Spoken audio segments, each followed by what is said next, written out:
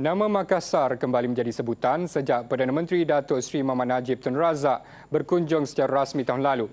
Ibarat sirih pulang ke gagang, lawatan Datuk Seri Muhammad Najib meninggalkan kesan tersendiri lantaran kaitan sejarah dan darah antara beliau dengan tanah Bugis itu. Wartawan Nurul Aisyah Abdul Rahman yang sempat berkunjung ke Makassar ada laporan berikut. Kaitan itu khusus di Goa, kota yang bersepadan dengan pusat pentadbiran Sulawesi Selatan ini di bawah kerajaan Goa Purba, rajanya yang ke-16 Sultan Hasanuddin paling masyhur, terutama atas usahanya menentang penjajah Belanda selain mengembangkan Islam ke perairan Nusantara termasuk Tanah Melayu. Namun itu sejarah lampau. Sejak 1978 tiada lagi raja memerintah daerah seluas 1883 km persegi ini. Kegemilangan kisah silamnya kini tersimpan rapi di Muzium Bala Lampua.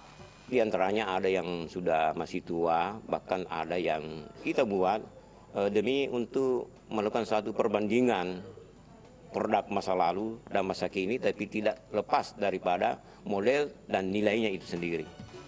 Fakta berikut pula meningkatkan usaha menyinarkan kembali nama Goa Makassar. Datuk Seri Muhammad Najib, generasi ke-19 Raja Goa, Sultan Abdul Jalil Tuminggal Rilakiong. Punya anak yang menggantikan beliau sebagai Sultan, itu Sultan yang ke-19, kalau Hasanuddin Sultan yang ke-16. Kemudian ada anaknya menjadi Sultan ke-19, namanya Sultan Abdul Jalil. Nah, seorang putranya di antara anaknya itu ada yang berkiprah, melakukan perjuangan di tempat lain sampai tiba di Pahang yang jadi wilayah Malaysia sekarang. Dari situ asal-usul daripada Datuk Najib. Paling menarik, semua kenangan lama ini boleh dinikmati tanpa bayaran.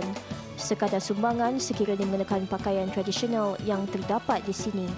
Bentuk perkhidmatan lain, sebatang jalan pintas menghubungkan Makassar Goa diberikan nama Jalan Tun Abdul Razak, termasuk gelaran kebesaran Mak Padulong Daeng Matimong Karaeng Sanro Bone kepada Datuk Seri Muhammad Najib. Wujudnya pertalian darah antara Kesultanan Goa dengan Perdana Menteri Malaysia ke-6 Datuk Seri Muhammad Najib Tun Abdul Razak menyemarakkan lagi aktiviti pemuliharaan warisan budaya dan sejarah masyarakat di sini, sekaligus meningkatkan ekonomi penduduknya. Nurul Aisyah Abdul Rahman, Makassar, Indonesia untuk Berita TV9.